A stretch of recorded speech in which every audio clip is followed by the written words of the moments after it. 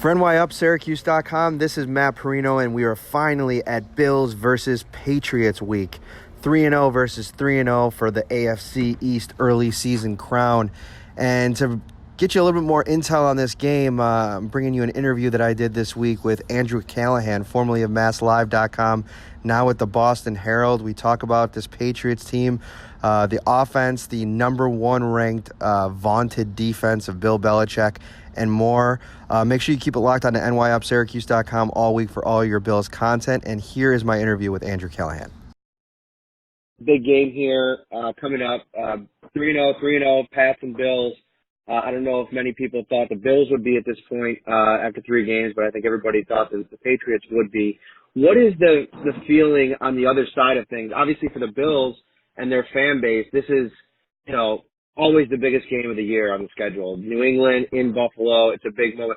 What's the feeling like from New England's perspective going into this matchup against the 3-0 Bills team? I think it's almost business as usual for them just because they've had so much success, of course, against the Bills, but also in Buffalo. I think the focus, honestly, is probably more inward at this point. They just had another injury come down where James Devlin, their starting fullback, will face an injured reserve, and you go, okay, fullbacks in today's NFL aren't that important, but he led the way for every postseason rushing touchdown they had last year, going all the way through, of course, winning the Super Bowl. So he's an important part of their offense. They're evolving, still trying to transition. Of course, Antonio Brown comes in and out in a matter of 11 days. So, they're always adapting, but I think there's a sense that their weapons are dwindling a little bit, at least for the time being. So, it'll be challenging. Obviously, there's a good defense up there and, a defense that really gave Brady a hard time last season. So I think there's probably a good deal of confidence among Patriots fans, but, it's a game where you're going to have to go up and earn it.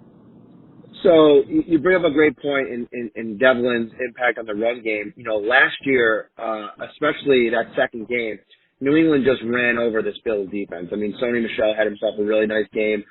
Obviously, some moving parts, new center, obviously left tackle Marshall Newhouse, who Bills fans are very familiar with because he got cut before the season started last year. He's in at left tackle with Isaiah Wynn out.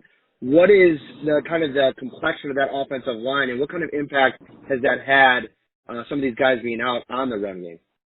The run game has really been stagnant so far through 3 games. They didn't go to it a whole lot against the Jets, who, really, you can say what you want about the Jets, but have a good front. So I think game plan, they intentionally steered away from handing the ball off to Sony Michel, but it's been difficult to see Michel, who had a lot of hype heading into the season, and more for his, supposed improvement as a receiver. But he's almost had 2 games now where he had more carries than total rushing yards. He did against the Steelers and an eked out, I believe it was 8 carries for 11 yards last week against the Jets. So, they've been able to get by and obviously, have the largest point differential in the league without it. But, it'll be interesting to see. As far as the offensive line, Ted Karras has been seamless in terms of his transition, taking over for David Andrews, who was lost for the year at center. And Newhouse, only gave up a couple hurries last week, which is a positive sign for them, but also just a reflection of Tom Brady getting the ball out so quickly, which he's done for years and really, is the kind of foundation of his longevity here. So I would expect more of that kind of quick passing game to help the rest of the offensive line. But otherwise, you're looking, with Karras playing really like a starter, 4 of the same players along that line are back from a year ago.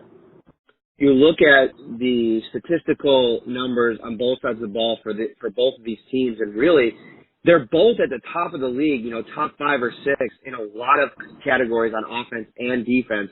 But offensively speaking, where, the yardage may be comparable, it's the scoring that isn't. The Patriots are scoring consistently when they have the ball. And it's interesting because for a Bills team that at times is struggling to score, this is a Patriots team that still hasn't given up a touchdown, an offensive touchdown this season. So there's a couple new pieces in that defensive front for the Patriots. What's going so well for them early on this season? Well, I think they just feel like they have so much continuity from a year ago, which, there's so much time, obviously, between the last game of, your prior season and your first one of a new one. But, you look at their last 4 games, include the Super Bowl, they haven't given up a defensive touchdown dating back to when they played the Rams. And, before they get against the Chiefs is always a different story. But you've got 9 starters back. You've got better depth. One of the new faces you mentioned is Michael Bennett, who's not even starting for them. And part of that's due to just their base defense is now more of a 3-4 where Bennett doesn't totally fit in. Of course, everyone's playing nickel as their most popular and common package. So he fits in there. They've just got a lot of heady, veteran depth with experience where, I was just talking about them being more of a game plan offense and they'll change what they'll do from week to week. That's certainly the case on defense, and what I think they did over the offseason, you lose some notable names like Trey Flowers goes to Detroit, but in terms of depth, they got deeper, and that's with quality players who can do various things. Safety Patrick Chung can play linebacker, cornerback Jonathan Jones has played some more safety this year. So they're able to match up and morph to whatever they believe will be the best defense for that week's opponent. And so far, the results really speak for themselves. Jamie Collins had so much success in his first stint with New England. It seems like he's kind of picked up where he left off. What has his impact been on this defense so far through 3 games? Yeah, he's been their biggest playmaker, no doubt, and it's funny because his last game as a Patriot prior to getting traded in 2016 was at Buffalo, and then, the next day gets shipped off to Cleveland for 2.5 years, and he's really been, I'd call him kind of the prodigal Patriot, where, he suffers through that miserable winless season with the Browns and one other year they only won 1 game, but he's been all over the place for New England, and, you see it not only just in terms of his pressure and as a blitzer, which he always had, but he's got 2 interceptions, he's tied for the team lead in sacks, tackles for loss, one behind Devin McCourty for pass deflection. So, he's really been everywhere, and I think you see him a little bit more on the edge than you did in his first stint. But I think he's a guy who, found out the grass isn't always greener, and it wasn't his choice to leave. But, I think he's very happy to be back, and they're definitely happy to have him. At the rate he's going, he'll end up in the Pro Bowl at worst.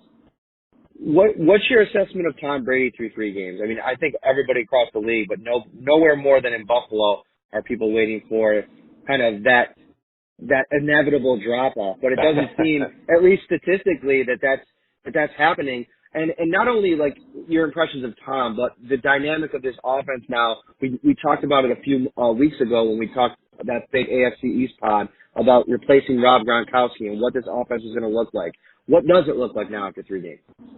Yeah, it's interesting, and I think it's a real credit to Brady in terms of how he's been able to adapt with the new teammates, because you could go, look, okay, well, they got Edelman back, and they got Josh Gordon back, and, of course, all the running backs, and, they do lose Gronk, but, Edelman was lost for almost the entire summer due to a broken thumb. Josh Gordon didn't return until 2 weeks before the season opener when he was reinstated, so he hasn't had a whole lot of time with these guys, and yet they've really been able to pick up. And, 33 points against the Steelers, 43 against the Dolphins, albeit those were 2 defensive touchdowns. And then you drop 21 in the Jets in their first 3 drives. What they've done is gone to more multiple receiver sets, so a lot more 11 personnel where you're just got the 1 running back, 1 tight end, and 3 wideouts. A lot more 10 personnel with 4 wideouts. And then sometimes they've gone 2 running backs. So those are the efforts I think they've made to replace Gronk. But, for Brady to kind of spread more of his targets out, connect with Gordon, restart that chemistry that they built upon last year, of course. And, of course, Edelman's in there, though he missed the second half against the Jets. I think he's looked himself, despite really an evolving cast where, again, on the depth chart looks the same, but they didn't have as much time this summer, and yet, like you said, they've been able to pick up right where they left off at any season and really have a lot of success changing the offense as much as they have already.